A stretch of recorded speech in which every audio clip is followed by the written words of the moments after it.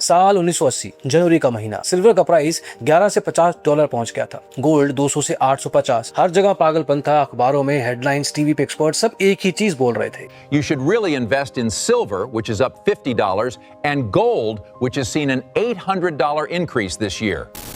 Silver खरीदो, gold खरीदो, once in a lifetime opportunity. America के हर दूसरे घर में लोग अपनी सेविंग्स को इसी गोल्ड सिल्वर में लगा रहे थे। कुछ लोग अपनी माँ की ज्वेलरी बेच के सिल्वर फ्यूचर खरीद रहे थे। लालच इतना था कि लोगों को लगता था कि ये कभी नीचे नहीं जाएगा। और फिर एक दिन सब खत्म हो गया। सिल्वर 50 से गिर के वापस 11 पे, गोल्ड 850 से 300।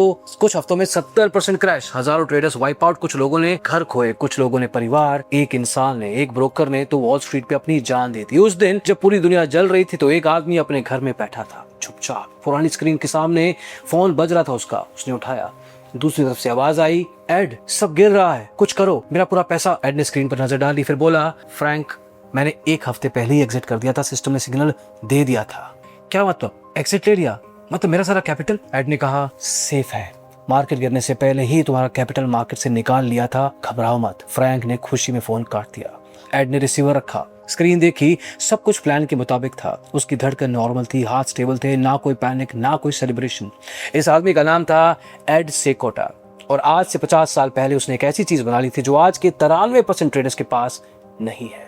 एक सिस्टम जो उसकी जगह सोचता है, डिसाइड करता है और उसे खुद के इमोशनल फैसलों से बचाता है। नमस्कार दोस्तों, अभी जो आपने सुना वो सच है। उस क्रैश को सिल्वर थर्सडे बोला जाता है। हंट ब्रदर्स, जो दो भाई सिल्वर मार्केट को अपनी दिशा में लेके जाना चाहते थे, उन्होंने उस सिल्वर थर्सडे में $1.7 बिलियन खो दिए। दुनिया के सबसे बड़े ट्रेडर्स तबाह हो गए थे और एक इंजीनियर MIT से पढ़ा हुआ चुपचाप अपने सिस्टम के साथ प्रॉफिट में बैठा था। एड सेकोटा, ये नाम आप शायद पहली बार सुन रहे हो क्योंकि ये आदमी कभी सामने ही नहीं आया, ना टीवी, ना इंटरव्यूज, ना सोशल मीडिया। एड सेकोटा एक सक्सेसफुल ट्रेडर जिसने एक सेटअप बनाया, एक सिस्टम पे चला, गलतियां की, लेकिन 1970-80 के दशक में मार्केट से इतना पैसा कमाया जिससे वो आज की तारीख में दुनिया के सबसे बड़े ट्रेडर्स की लिस्ट में शामिल है। ये कहानी सिर्फ उसके सक्सेस की नहीं है, ये उन सब चीजों के बारे में है जो लॉस मेकिंग ट्रेडर्स को एड सेकोटा बनने से रोकते हैं। अगर आप ऑप्शन ट्रेडिंग करते हैं, स्विंग ट्रेड्स लेते हो, इंट्राडे में हो, तो एड की कहानी आपकी अपनी कहानी का मिरर है। वो वही गलतियां कर चुका था जो आप आज कर रहे हो, बस उसने एक काम अलग किया, उसने खुद को रोक लिया। आज देखेंगे कैसे। MIT कैम्ब्रिज, मैसाचुसेट्स, रात के 11 बज रहे थे। कंप्यूटर लैब में सिर्फ एक ट्यूबलाइट जल रही थी। सिर्फ एक लड़का बैठा था, 23 साल का, सामने किताबें, नोटबुक्स का भंडार, हाथ में पेंसिल और वॉल स्ट्रीट जर्नल के कुछ पेज पड़े हुए थे। वो एक एक करके नंबर हाथ से लिखकर पंच कार्ड्स में टाइप कर रहा था। Gold, silver, grains, cattle. अब पंच कार्ड्स का मतलब क्या होता है? छोटे छोटे कार्ड जो उस जमाने के कंप्यूटर्स के साथ जोड़े जाते थे। उन कार्ड्स के जरिए कंप्यूटर्स डेटा समझता था। आज आप 2 सेकंड में एक्सेल शीट में डेटा डालते हो, उस जमाने में वही काम करने के लिए आपको एक एक नंबर हाथ से कार्ड पे पंच करना पड़ता था। खैर, एड सेकोटा कोई फाइनेंस का स्टूडेंट नहीं था, इलेक्ट्रिकल इंजीनियरिंग कर रहा था, साथ में मैनेजमेंट भी। उसके पिता ने भी अपने समय में स्टॉक्स में पैसा डाला था, तो मार्केट का कॉन्सेप्ट एड के लिए नया नहीं था, पर एड का इंटरेस्ट सिस्टम में था, मशीन्स में था। वो उस तरह का लड़का था जो खिलौने तोड़ता नहीं था, उन्हें खोल के दिखता था कि अंदर क्या चल रहा है। वो 3 इडियट्स मूवी के रेंचो जैसा। लेकिन ये इंजीनियर रात को कंप्यूटर लैब में कमोडिटी डेटा क्यों पंच कर रहा था? एक आर्टिकल की वजह से। रिचर्ड डॉन्चियन ने लिखा था। डॉन्चियन को लोग उस समय का ट्रेंड फॉलोइंग का बाप मानते थे। उसने एक सिंपल आइडिया लिखा था कि 5 डे और 20 day moving average crossover system बनाओ, डाइवर्सिफाइड मार्केट्स पे पैसा लगाओ, तो वो कंसिस्टेंटली अच्छा रिटर्न दे सकता है। अब 2026 में सुन के आपको खास फर्क नहीं पड़ेगा क्योंकि ऐसी स्ट्रेटेजी आपको हर कोई सुना रहा है, पर 1969 में कोई ट्रेडर सिस्टम से ट्रेड नहीं करता था, सब गट फीलिंग पे चलते थे। वह आज की तारीख में भी बहुत लोग करते हैं, टिप्स, ओपिनियंस, लेकिन उस समय माहौल सिर्फ गट फीलिंग का था। खैर, एड के लिए ये एक टेस्टेबल हाइपोथेसिस था। MIT ने उसे एक चीज सिखाई थी, किसी भी क्लेम को पहले टेस्ट करो तभी विश्वास करो। एड का लैब में एक दोस्त था, रे। दोनों साथ में इंजीनियरिंग पढ़ रहे थे। रे एक रात लैब में आया तो देखता है कि एड घंटों से कंप्यूटर में पंच कार्ड्स टाइप कर रहा है। यार क्या कर रहा है ये? कल असाइनमेंट सबमिट करनी है, वो तो कर ले पहले। एड बिना स्क्रीन पे नजर हटाए बोला, एक बैक टेस्टिंग एक्सपेरिमेंट है पुराने ट्रेडिंग डेटा पर, अगर ये काम करता है तो असाइनमेंट से ज्यादा इंपॉर्टेंट है। रे ने स्क्रीन पे देखा, नंबर, चार्ट जैसी चीजें। तू ट्रेडिंग सीख रहा है? ट्रेडिंग नहीं, मैं टेस्ट कर रहा हूँ कि क्या ट्रेडिंग को ऑटोमेट किया जा सकता है। रे हंसा,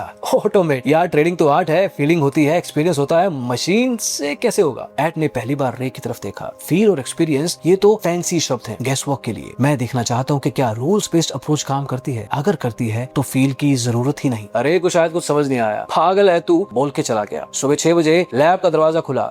एड की आंखें लाल थी, कॉफी के 3 कप खत्म कर चुका था, प्रिंटर से पेज प्रिंट हो रहे थे। एड ने उठाए, देखे, थोड़ा समझा और फिर और समझा। उसके हाथ रुक गए। डोंचियन सही था, सिस्टम काम करता था। सिंपल रूल बिना किसी इंसानी जजमेंट के हिस्टोरिकली प्रॉफिटेबल रहे थे। और जब एड ने पैरामीटर थोड़े इधर उधर किए तब भी काम कर रहे थे। एड के हाथ में एक वर्किंग सेटअप था। एड ने डेटा थोड़ा और ध्यान से समझा तो देखा कि ज्यादा पेशेंस वाले सिस्टम ज्यादा अच्छा परफॉर्म करते हैं और शॉर्ट टर्म सिस्टम में प्रॉफिट ट्रांजैक्शन कॉस्ट में ही कट जाता है। मतलब ज्यादा ट्रेड करोगे तो कॉस्ट प्रॉफिट को ही खा जाती है। पर सबसे बड़ी चीज जो क्लिक हुई, अगर ट्रेडिंग को रूल्स में लिखा जा सकता है और मशीन से एग्जीक्यूट किया जा सकता है तो इंसान की जरूरत ही क्या है। इंसान डरता है, लालच करता है, थकता है, ओवर कॉन्फिडेंट होता है। मशीन में ये सब नहीं होता। 1969 में ये आइडिया इतना अजीब था कि कोई मानता ही नहीं। आज इसको एल्गो ट्रेडिंग बोलते हैं, सेटअप्स बोलते हैं, ऑटोमेटेड ट्रेडिंग बोलते हैं। बिलियंस ऑफ डॉलर्स इसी पे चलते हैं। उस बारे में एड ने उस समय किसी को कुछ कहा ही नहीं। उस रात वो बैक टेस्ट रन करके चला गया। पर थ्योरी अलग चीज है और रियल पैसा मार्केट में लगाना अलग। क्या हुआ था, एड ने पहला ट्रेड सिल्वर में लिया। लॉजिक बुलेट प्रूफ था। यूएस ट्रेजरी ने अनाउंस किया था कि वो अब सिल्वर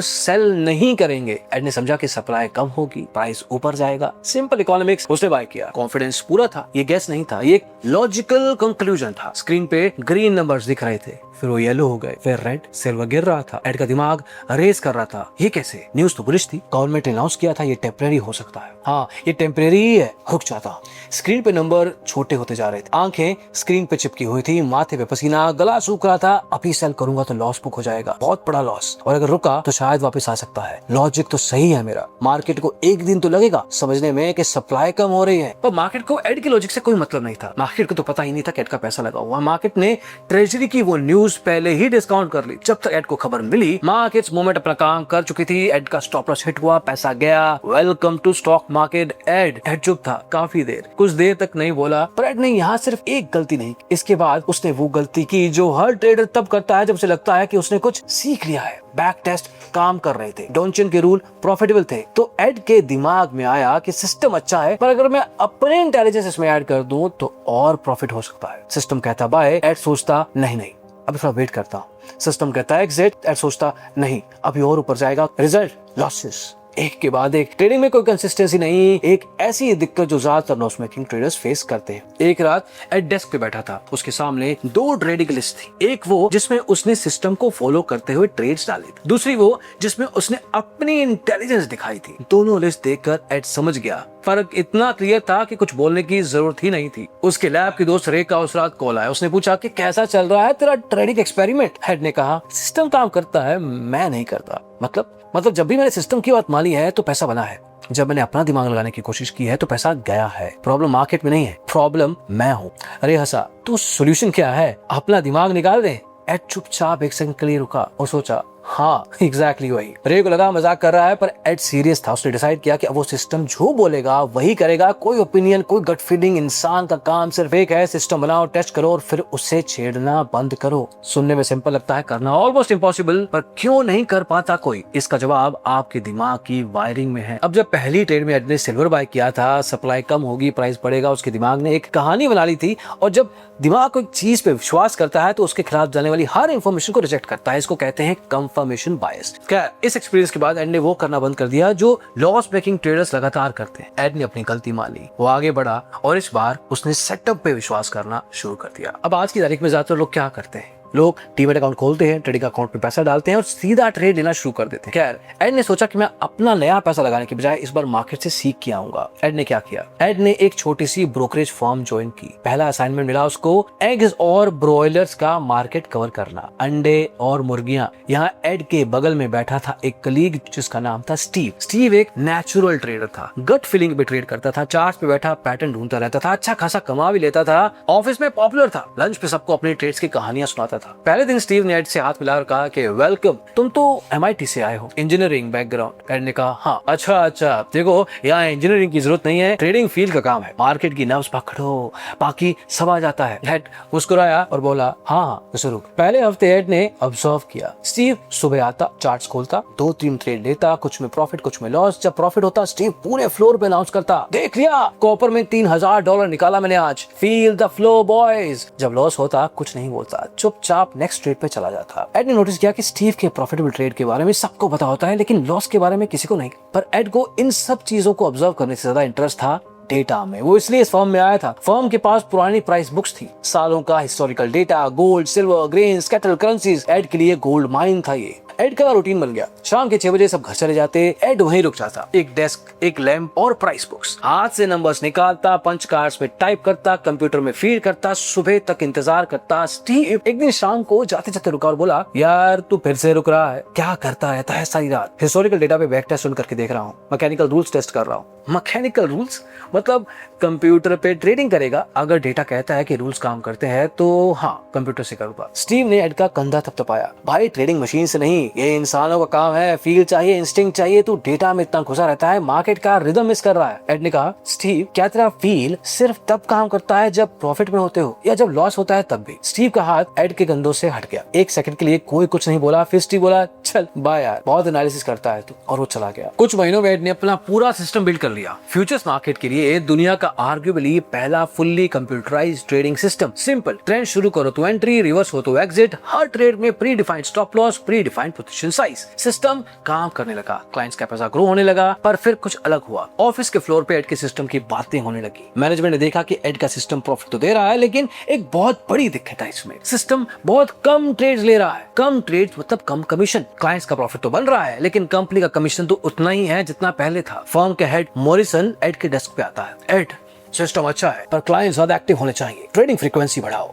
अगर फ्रीक्वेंसी बढ़ाएंगे तो कॉस्ट प्रॉफिट खा जाएंगी। बैक टेस्ट में देखा है मैंने, ज्यादा ट्रेड कम रिटर्न। एड ने जवाब दिया। मॉरिस ने अपना पेन एड की डेस्क पे रखा, जैसे कि कोई फाइनल स्टेटमेंट दे रहा हो। एड, हम ब्रोकरेज कंपनी है, हमारा पैसा ट्रेड से आता है। पैरामीटर्स एडजस्ट करो, ट्रेड्स बढ़ाओ। सर, वो सिस्टम बर्बाद कर देगा। मैंने जो कहा वो करो। मॉरिस ने बोल के चला गया। पैरामीटर्स बदल दिए गए। एड की मर्जी के बिना सिस्टम की परफॉर्मेंस गिर गई, एग्जैक्टली जैसे एड ने कहा था। उस शाम स्टीव ने एड को पार्किंग में देखा। एड का चेहरा बता रहा था कि कुछ ठीक नहीं है। स्टीव ने पूछा, क्या हुआ? यार, सिस्टम के पैरामीटर्स मॉरिसन ने बदल दिए, परफॉर्मेंस गिर गई, क्लाइंट्स का पैसा डूब रहा है। स्टीव बोला, तो सिस्टम एडजस्ट कर लेना यार, कुछ रातें और बैठ जा कंप्यूटर के सामने। मार्केट चेंज होता है तो सिस्टम भी चेंज करना पड़ता है। एड ने स्टीव की तरफ देखा। सिस्टम ठीक था स्टीव, इंसानों ने बिगाड़ा। पहले भी मैंने ऐसे किया था, तब मैंने अपना नुकसान खाया था। आज क्लाइंट्स का पैसा जा रहा है। स्टीव कुछ बोला नहीं। एड ने फैसला कर लिया। उसने फर्म छोड़ दी। इस बार वो अकेला था। कोई सैलरी नहीं, कोई सेफ्टी नेट नहीं। एक रात घर पे बैठा सोच रहा था, क्या मैंने सही किया? फोन उठाया, अपने पुराने दोस्त रे को कॉल किया। दोस्त, नौकरी छोड़ दी मैंने।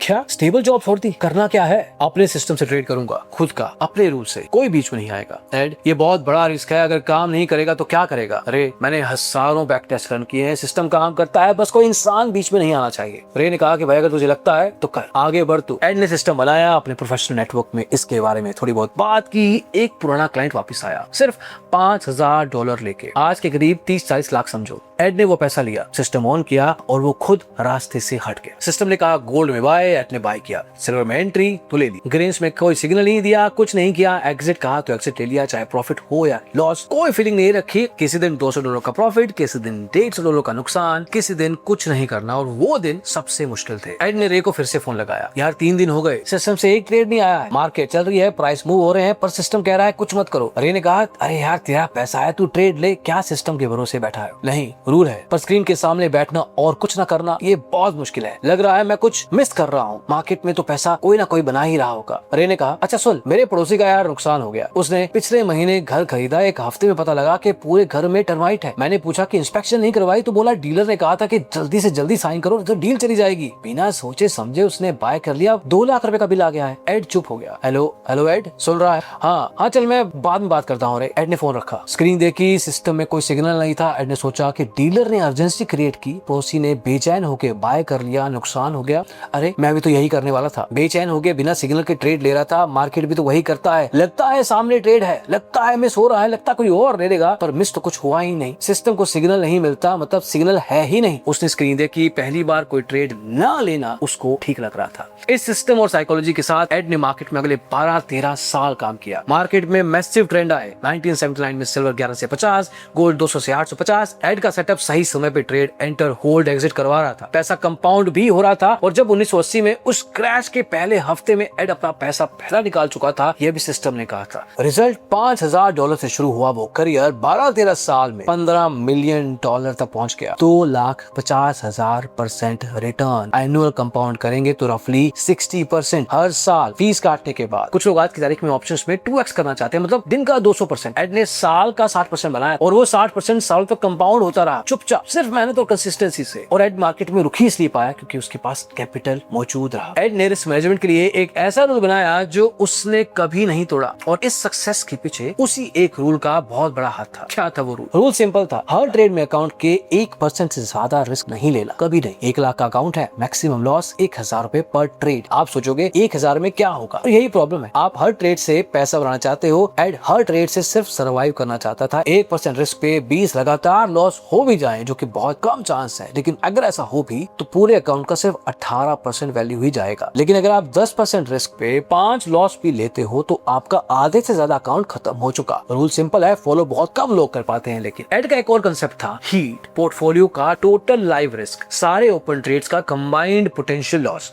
अगर 5 पोजीशंस ओपन चल रही हैं तो कंबाइंड रिस्क 4 से 5% होगा। शटर ट्रेड चाहे कितना भी अच्छा दिखे, लेना ही नहीं है। 12 साल यही किया, बोरिंग था, पर $15 मिलियन बनाए। अब सिस्टम चलता है तो पैसा आता है, पैसा आता है तो और पैसा बनाने का मौका मिलता है, और लोग आपके साथ काम करने के लिए भी आते हैं, पैसे के साथ अपना पैसा लेकर आते हैं। इस केस में भी क्लाइंट्स आने लगे। एड ने सबको वही बात कही, मैं अपना सिस्टम फॉलो करूंगा, आपके ओपिनियन का कोई रोल नहीं है, कभी बुरे दिन भी होंगे, इंटरफेयर मत करना, मर्जी आपकी है, काम करना है तो करो, नहीं तो रहने दो। बिल्कुल एड, पूरा विश्वास है आप पे, आप करो जो करना है, पैसा बना। लोग खुश हुए, लेकिन फिर एक बुरा फेज भी आया। मार्केट ट्रेंडलेस हुई, अकाउंट 5% डाउन, 8% डाउन, 11% डाउन। एक क्लाइंट था रॉबर्ट, बिजनेसमैन था, अपना पैसा एड को दिया हुआ था उसने, एक दोस्त के कहने। पहले 6 महीने को अच्छे गए, रॉबर्ट ने कभी कॉल नहीं किया, पर जब ड्रॉडाउन शुरू हुआ तो रॉबर्ट के फोन आने शुरू हो गए। एड, गोल्ड में पोजीशन अभी भी ओपन है। हाँ रॉबर्ट, अभी भी है, एक्सिट का सिग्नल नहीं आया अभी तक, पर न्यूज में तो कह रहे हैं कि करेक्शन आएगा। मेरा एक दोस्त है, वो कहता है कि गोल्ड अप। रॉबर्ट, अगर तुम्हारा दोस्त का ओपिनियन मैं सिस्टम में डाल पाता तो मैं डाल देता, लेकिन ऐसा हो नहीं सकता। सिस्टम प्राइस देखता है, प्राइस कह रहा है कि ट्रेंड ऐसे ही रहेगा। रॉबर्ट अभी के लिए चुप हो गया, लेकिन 2 दिन बाद फिर उसको कॉल आता है। एड, मेरी बीवी कह रही कि ये क्या हो रहा है, अकाउंट 11% डाउन आ रहा है, मैं उसे क्या बोलूं? एड ने सुना और कहा कि उनको बताओ कि ड्रॉडाउन नॉर्मल है, ट्रेंड फॉलोइंग में ये होता है, बहुत सारे छोटे छोटे लॉस लेने पड़ते हैं, फिर एक बहुत बड़ा ट्रेंड आता है जो सब कवर कर देता है। हाँ, पर वो ये सब नहीं समझेगी, उसे तो बस माइनस दिख रहा है। रॉबर्ट, मैं तुम्हें पहले ही कह चुका था बुरे दिन आएंगे, तब तुमने कहा था कि विश्वास है।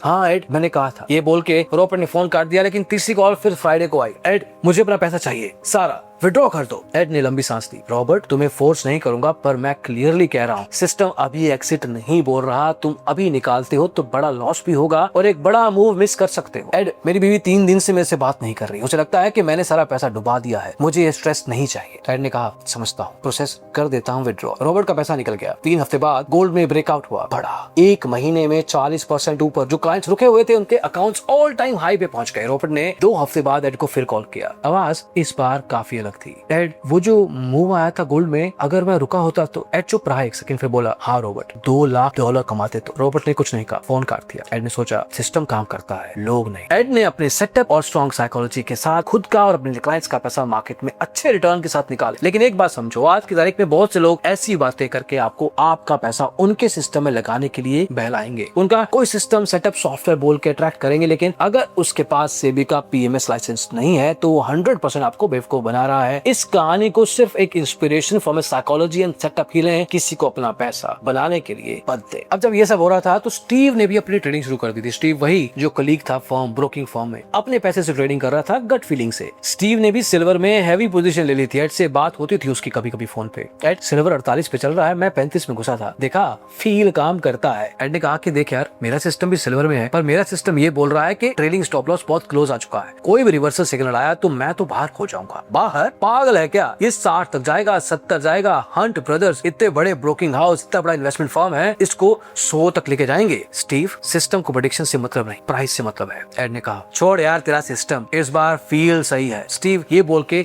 अपनी ट्रेड में बिजी हो गया। और फिर मार्केट ने इतना बड़ा क्रैश देखा कि हंट ब्रदर्स तो क्या कोई भी सर्वाइव नहीं कर पाया। स्टीव ने एड को 2 हफ्ते बाद फिर से कॉल किया। आवाज सुन के एड समझ गया था कि क्या हुआ है। एड ने पूछा, कितना गया? स्टीव 1 सेकंड चुप रहा और बोला कि सब, पूरा अकाउंट, मार्जिन कॉल भी आई थी, एक्सिट नहीं ले पाया, स्क्रीन पे फ्रीज हो गया था मैं।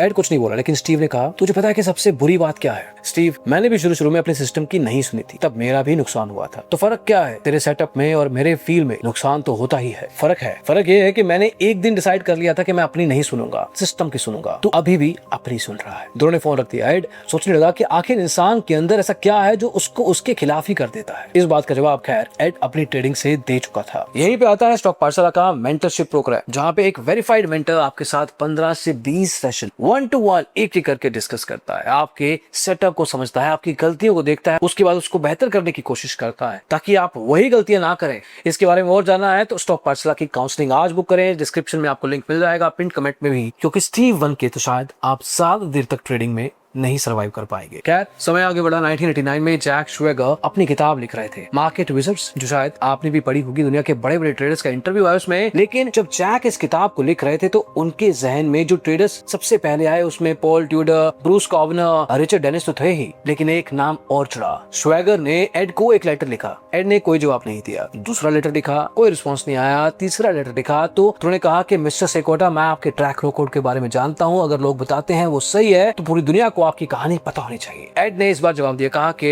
Let's do it. इंटरव्यू हुई। श्वेगर ने पूछा आपकी सबसे बड़ी इनसाइट क्या है ट्रेडिंग के बारे में? एड ने कहा कि विन और लूज हर एक को वही मिलता है मार्केट से जो सच में लेने आया था। एड ने कहा कि मेरे क्लाइंट थे, बहुत इंटेलिजेंट आदमी, सिस्टम समझते थे, रूल्स जानते थे, 3 महीने परफेक्टली फॉलो किया, फिर एक दिन बिना किसी रीजन के अकाउंट का 40% एक ट्रेड में डाल दिया, सिस्टम के खिलाफ गए, मार्केट पलटा, आधा अकाउंट उड़ गया। मैंने पूछा क्यों किया ऐसा, तो उनके पास कोई जवाब नहीं था, वो खुद कंफ्यूज थे। श्वेगर ने पूछा तो लोग एक्चुअली चाहते क्या है? एड ने कहा कि कुछ एक्साइटमेंट चाहते हैं, लाइक बोरिंग है 9 to 5 वही रूटीन है, ट्रेडिंग एडवेंचर लगता है, अगर प्रॉफिटेबल हो भी जाएंगे तो बोरिंग लगता है, और बोरिंग उनके लिए लॉस से भी ज्यादा बड़ी है। वो अनकॉन्शियसली ही ज्यादा ट्रेड लेने शुरू कर देते हैं। श्वेगर कुछ देर तो चुप रहे, फिर बोलते हैं कि ये ट्रेडिंग कहाँ है, ये तो साइकोलॉजी है। एड मुस्कुराया और बोला एग्जैक्टली, यही तो पॉइंट है। जब किताब पब्लिश हुई तो ये लाइन दुनिया भर में वायरल हुई, लेकिन ज्यादातर लोगों ने इसे मोटिवेशनल कोट की तरह ट्रीट किया। लेकिन असलियत यह है कि एड की ट्रेडिंग से पैसा कमाने का 90% कारण यही एक लाइन थी, मतलब लोगों को मार्केट से वही मिलता है जो सच में चाहते हैं। इस पूरी वीडियो को अगर आपने देखा है तो आप जानते हो कि क्या सीखना था, लेकिन मेन एक बात है, एड के पास भी वही दिमाग है जो आपके पास है, वही कंफर्मेशन बायस, वही थ्योरीज, कोई सुपर पावर नहीं थी। फर्क सिर्फ इतना था कि उसने अपने आप से एक सवाल पूछा कि मैं मार्केट से क्या चाहता हूँ सच्चाई में, और जब जवाब आया तो उसने एक्सेप्ट कर लिया, फिर अपनी पूरी जिंदगी उस जवाब के हिसाब से जी।